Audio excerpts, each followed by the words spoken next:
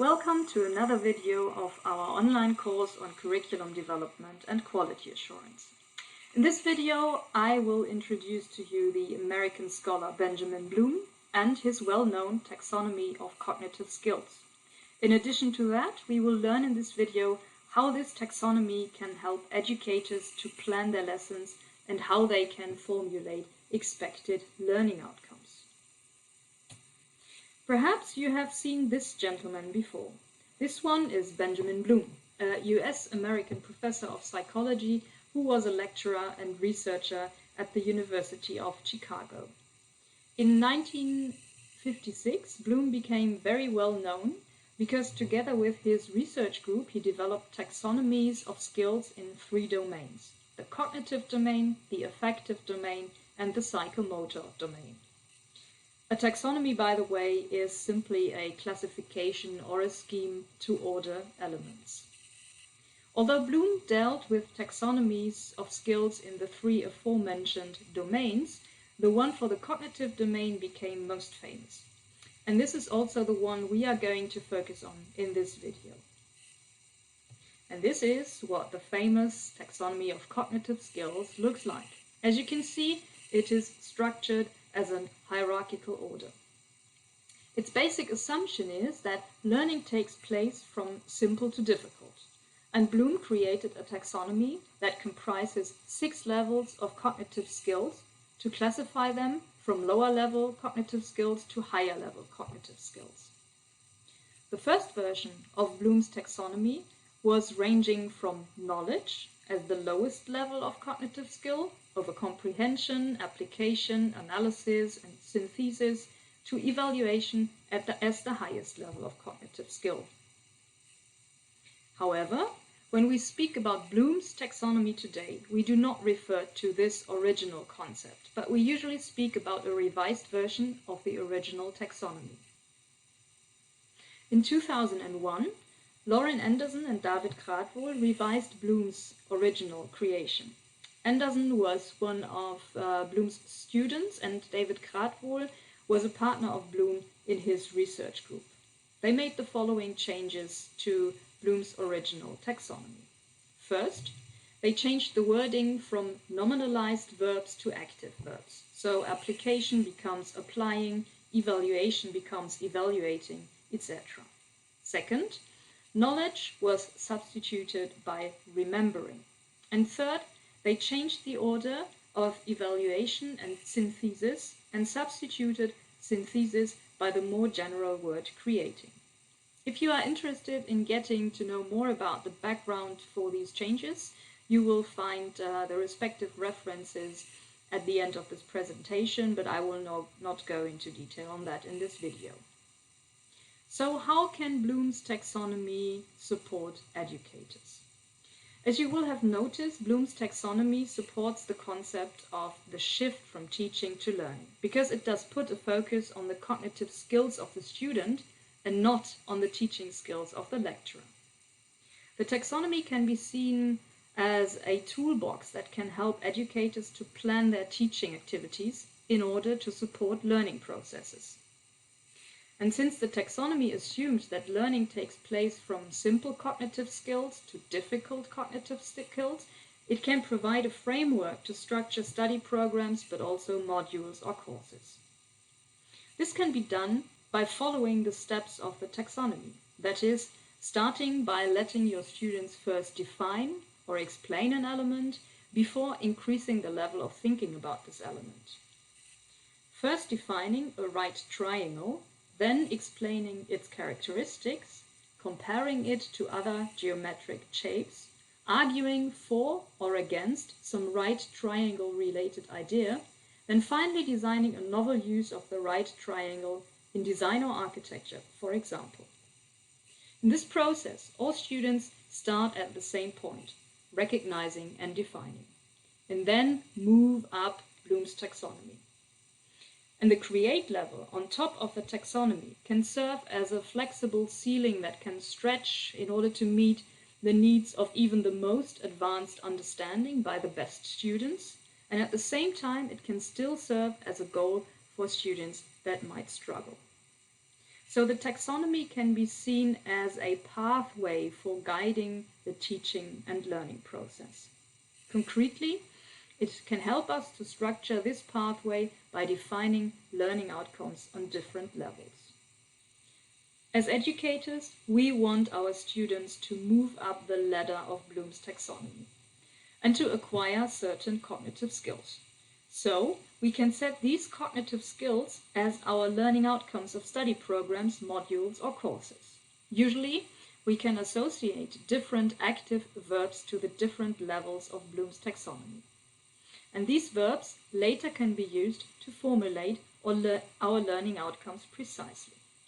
As a reminder, if we follow the didactical concept of constructive alignment, we would first define what we expect our students to be able to do after they have successfully finished our course or our module. Then we would go on to design our assessment methods before we will start to design our teaching methods. But now back to Bloom.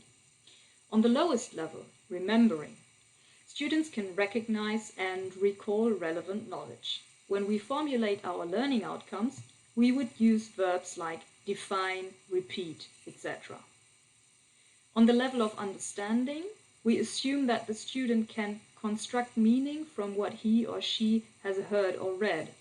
On this level, we would use verbs like summarize or compare in order to formulate the expected learning outcomes on this level. The cognitive level of applying means that students can use information in a new way, that they can apply their knowledge to another element or situation. To formulate learning outcomes on this level, we would use verbs like demonstrate or convert. To be on the cognitive level analyzing, the student must be able to distinguish between parts of a whole and to understand how they relate to each other and the overall structure and purpose of the whole. To describe learning outcomes on this level, verbs like classify or distinguish would be used. If the student can make judgments and justify his or her decisions about a given element, he or she will have reached the cognitive level evaluating.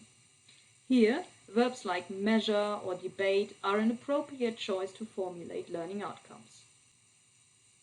If a student is able to create, he can put elements together and form a functioning whole, create a new product or point of view. Verbs like construct or design are words to describe learning outcomes on this level. You might have seen that one verb can be used for more than one cognitive level of Bloom's taxonomy. The meaning of a learning outcome is not alone generated by the verb alone, but also by the context, of course. But how do we formulate learning outcomes? For example, in our module descriptions. Let me become a little bit more concrete. On the internet, there are plenty of verb lists which can help you and other educators to find inspiration for formulating learning outcomes. You just have to Google and you will find plenty of them. Apart from that, I would like to show you a very simple structure for formulating learning outcomes. This is how it is usually done. First, you start your learning outcome with an introductory phrase. In my university, we often use after successful completion of the module, students are able to. Second, you look for a verb that reflects the cognitive level of Bloom's taxonomy your course or module is aiming at. And third, you describe the content. It is quite easy. And if learning outcomes are formulated precisely, this can really help educators to plan their assessment and teaching methods. Keep it simple. As for the formulation of learning outcomes on module level, about 6 learning outcomes are sufficient. And they are usually arranged in bullet points. We have our introductory phrase, like after completion of the module, my students are able to, and then we continue with different bullet points. Ideally, learning outcome should be one sentence in order to keep it simple and comprehensive. But this is not a rule, and sometimes it is not possible, especially when we deal with more complex topics.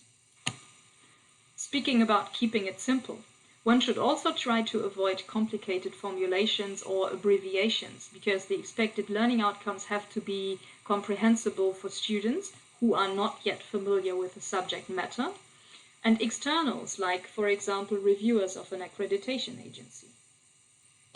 And you will have to find a balance in order not to come up with formulations which are too general or too specific. Educators will use the formulated learning outcomes in order to come up with an appropriate form of assessment that really can measure whether students have achieved the outcome. And this is what has to be kept in mind when formulating the learning outcome. It has to be a learning outcome that is observable, or better put, accessible by an examination. Last but not least, based on the shift from teaching to learning, we no longer speak about teaching objectives, but about learning objectives. So our learning outcomes should be formulated from a student's perspective. It is not in the modules the students are taught how to use a litmus test, but it is after completion of the module, students will be able to use the litmus test. Let me finish this presentation by providing you with a checklist. This checklist can help educators and can also help you as quality assurance officers or reviewers in curriculum development processes to check whether learning outcomes are formulated in a sensible way. First, are learning outcomes formulated in a way that makes them observable? Educators should ask themselves whether in an assessment the degree of achievement of this learning outcome can be observed. If my learning outcome was students are able to present results, I would rather go for letting them present something in the examination than choosing a multiple choice test as form of assessment. Also, precision plays a role here. It is not sufficient to formulate a learning outcome like, after completion of the module, students have expert knowledge and methodical knowledge. It would be better to be precise, like, for example, after completion of the module, students are able to write a scientific paper, which is a methodical competence. Second, is the level of intended learning outcome described appropriately? This is the question that has to do with Bloom's taxonomy. Educators need to make up their minds which cognitive level their module is aiming at. Shall students only remember something, or shall they be able to explain and analyze it? Third, are also soft skills described? We have discussed in one of our previous videos that in our modern and very dynamic world, it is no longer sufficient to equip our students with expert knowledge, but that the so-called soft skills or generic competences are also very important. Thus, we need to include them in our learning outcomes as well. Here, not every module, of course, needs to contribute to the development of soft skills, but if they are part of a course or module, they should be explicated in our module descriptions as learning outcomes. Last, is the description of the intended learning outcome comprehensible and motivating for your target group? The learning outcomes are not only beneficial for educators to plan their teaching activities, but also for prospective students to be informed what they can expect to be happening in a module or in a course. Especially if you explain in your module description why a certain learning outcome and related activity are part of your module, this can be very motivating for your students. If you are interested in delving deeper into the topic, you can find more detailed information on learning outcomes and Bloom's taxonomy in one of these texts. At my university, we have started to promote the concept of formulating expected learning outcomes in a certain way last year. And not all professors are fond of defining their expected learning outcomes in that precise manner. How are learning outcomes formulated in your institutions? And what is your opinion? Does formulating expected learning outcomes, like I have presented in this video, make sense or not? And why do you think so? Please share your ideas in the comments section of our YouTube channel. Thank you very much for watching.